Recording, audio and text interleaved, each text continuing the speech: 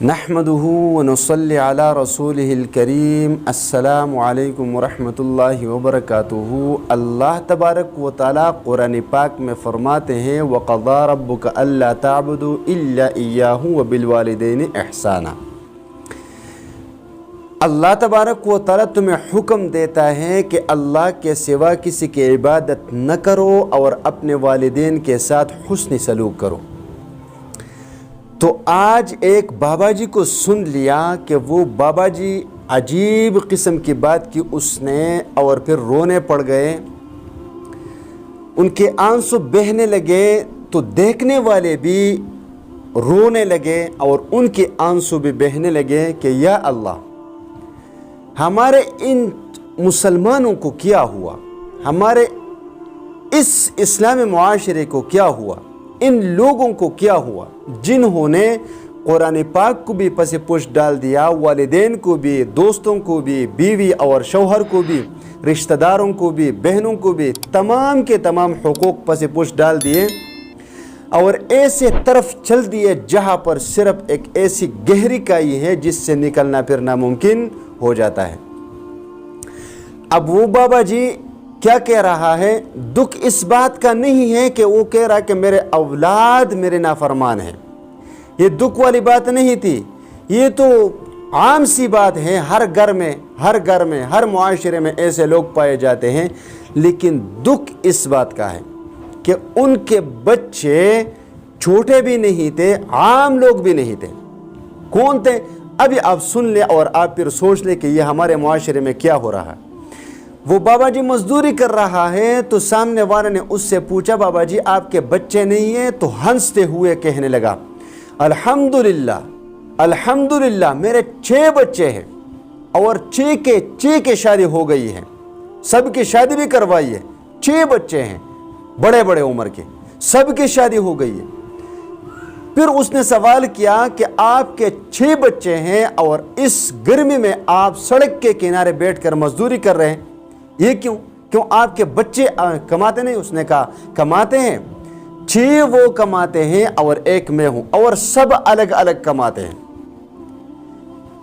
بچے اپنے لیے، میں اپنے لیے کما رہا ہوں، میں سب سے الگ ہوں۔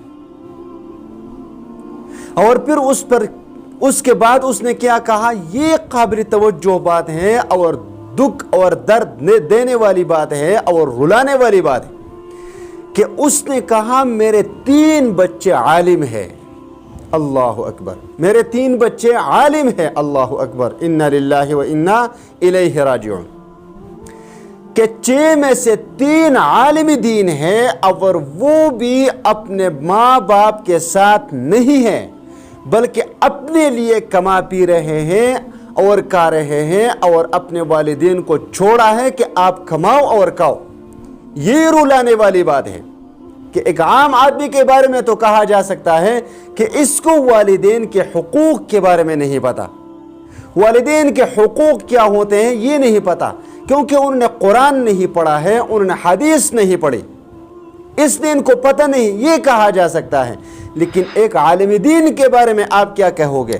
یہ قیامت کی نشانی ہے کہ نہیں؟ ہے ہمارے پاکستان کے عوام میں بہت ساری خرابیاں پائی جاتی ہیں، جھوٹ کی خرابی، سود کی خرابی، جوئے کی خرابی، شراب کی خرابی، زنا کی خرابی، دھوکے بازی کی خرابی، بہت ساری خرابیاں۔ ہم کس خرابی پر بات کریں گے؟ لیکن کچھ خرابیاں ایسی ہے جس سے انسان کی ہلاکت، جس میں انسان کی ہلاکت 100% ہے کہ یہ دنیا میں بھی ہلاک ہوگا اور آخرت میں بھی ہلاک، اور ان میں سے سب سے بڑی چیز ہے اللہ تبارک و تعالیٰ کی نافرمانی اور والدین کی نافرمانی، کیونکہ رسول اللہ صلی اللہ علیہ وسلم نے اللہ تبارک و تعالیٰ کے ساتھ شرک کے بعد جو سب سے بڑی گناہ بتائی ہے وہ والدین کی نافرمانی بتائی ہے۔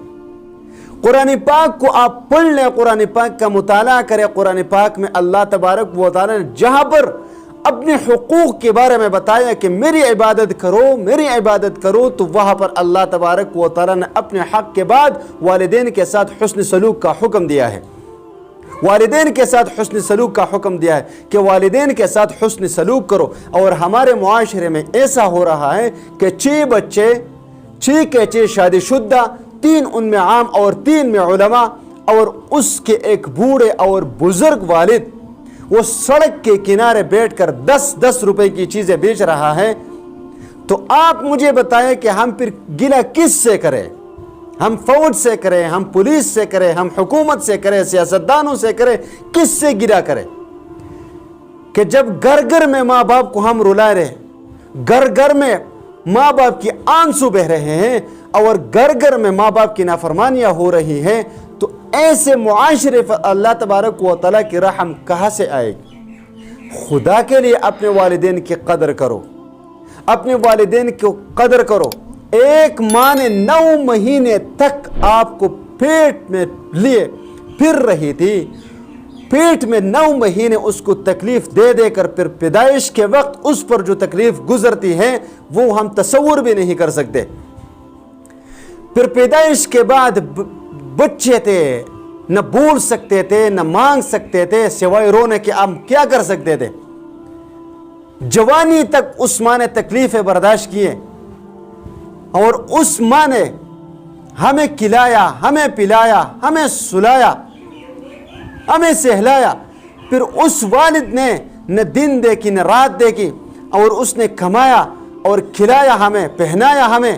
اور جب ہماری باری آئی اور اس کو اللہ تبارک و تعالی نے دوبارہ بچپن کی عمر میں لے گئے بڑھاپے کی وجہ سے اور محتاج ہو گئے، تو آپ نے اس کو دھکے دے کر گھر سے نکال دیا، 2-3 برتن دے کر اس کو کہا کہ اپنے لیے کماؤ اور کھاؤ.